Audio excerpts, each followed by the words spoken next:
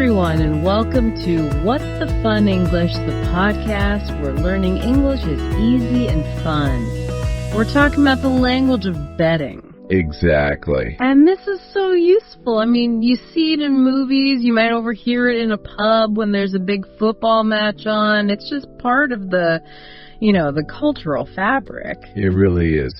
So our mission today is to make it simple. We're going to give you the key words, the basic sentences, so you can understand what's going on.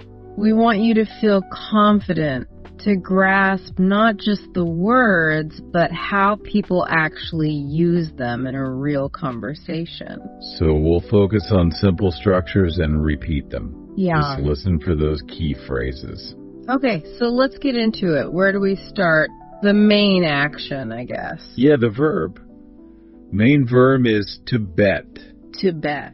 But in real life, you'll more often hear a slightly longer phrase, which is to place a bet. Ah, okay. So it's not just I bet, it's I want to place a bet. That's the one. That's the standard phrase. It means you're offering some money on the outcome of something. And that money has a special name, right? It does. We call it the stake. The money you risk. So, place a bet. You put down your stake on what? A game? A match? A game, a match, a race. Yeah. Any kind of competition, really. Yeah. And there are only two possible results for you. Simple enough. You either win or you lose. If you win, you get your stake back plus more money. If you lose, well, your stake is gone. So that phrase, I want to place a bet, is kind of the key that unlocks the whole thing. It really is. It's the starting pistol for the entire conversation. Or you might say something like, I'm betting on the match. Got it. Okay, so we have the action, but where does this happen? This is where the cultural side comes in. Yeah. In towns and cities all over Britain and Ireland, you will see a specific kind of place called a betting shop. Betting shop. Yeah. It's a physical shop you can walk into. Inside, there are usually lots of TV screens showing live sports scores. And there's a person you talk to? Yes. There's a worker behind a counter. They're technically called a bookmaker, or sometimes a bookie for short. A bookie? Mm-hmm. They are the person who accepts your bet. Okay, but it's not just in shops anymore, is it? No, of course not. The modern world has online betting.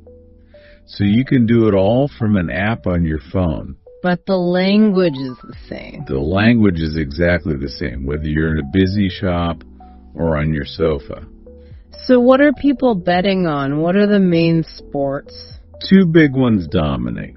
First, and this is no surprise, is football. Especially on the weekends. Oh, absolutely. Saturday afternoon, Sunday. Yeah. It's all about the football results. And the other big one? The other is horse racing. It's a very traditional sport for betting. It has a long, long history. Okay, so you've chosen your sport, football, or a horse race. How do you say which team or which horse you want to bet on? It's all about one little word. Mm-hmm. The preposition on. You bet on a team. I bet on Liverpool. Or, I want to place a bet on the brown horse. Okay, I bet on. Simple. So you've said that, you've handed over your money, your stake. What do you get back? You get a ticket. Right. A little piece of paper. Or a digital record now, too. Yeah. But that ticket is your proof. It's essential.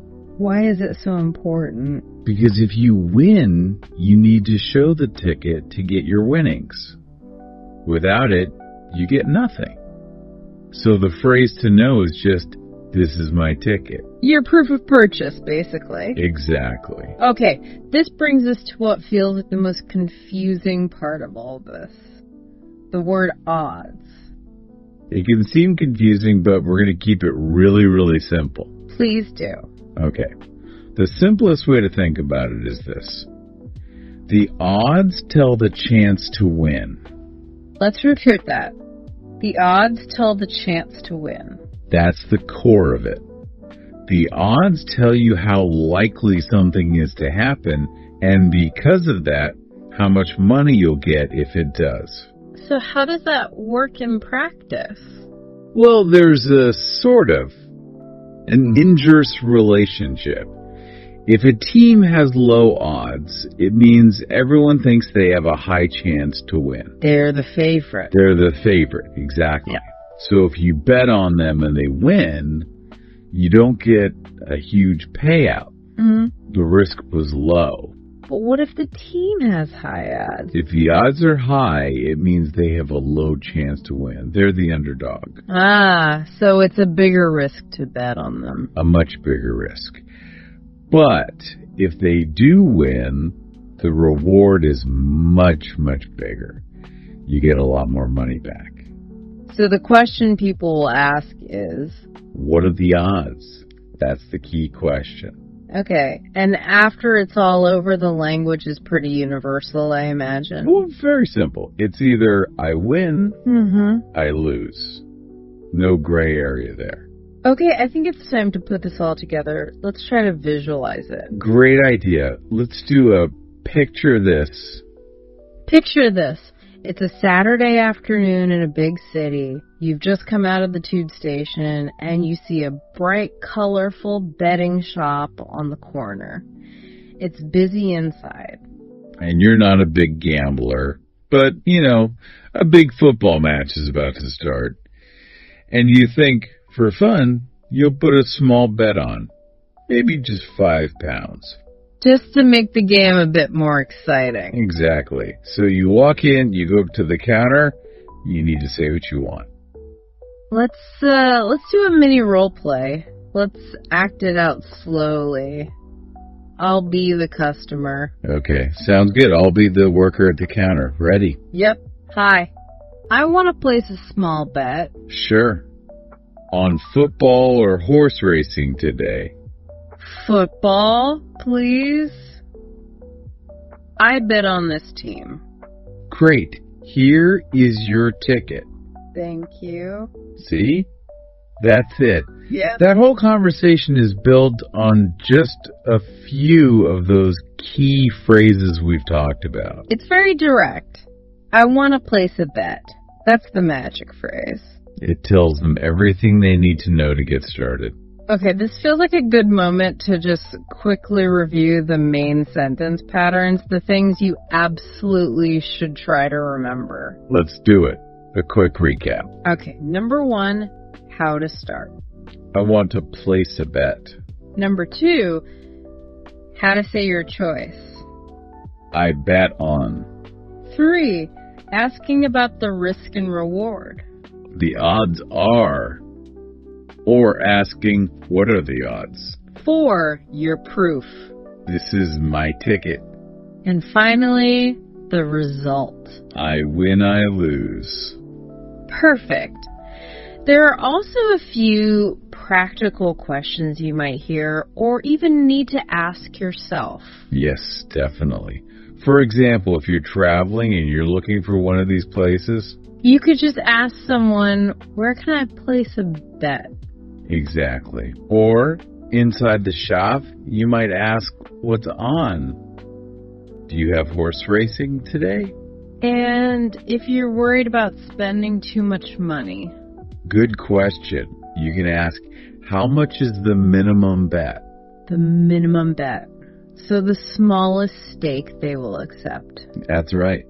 It's often very small, just £1 or £2. And, socially, this language is great for just joining a conversation. Absolutely. Just saying, oh, I bet on football sometimes can be a great way to connect with people who are talking about the weekend's games. Or you could say something like, a small bet can be fun. Yeah, that's a really good one.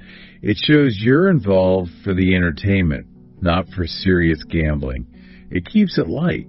So just knowing this little pocket of vocabulary really gives you access to a whole new area of cultural conversation. It really does. In the news, on TV, in the pub, it's everywhere. Okay, so that brings us to our challenge for you this week. A way to practice this in the real world. We want you to keep your ears and eyes open. This week, when you're watching an English movie or a TV show, listen for our key phrases. Look for a betting shop in the background of a scene. Listen for a character saying they want to place a bet or talking about the odds. Seeing and hearing it used in a natural context like that is probably the best way to make it stick in your memory. It moves the words from just being vocabulary you've learned to language you actually understand and can use. Exactly. Well, thank you for joining us. We really hope this gives you a bit more confidence to understand this part of everyday life in English. Keep practicing those simple sentences. We'll be back soon. Goodbye for now.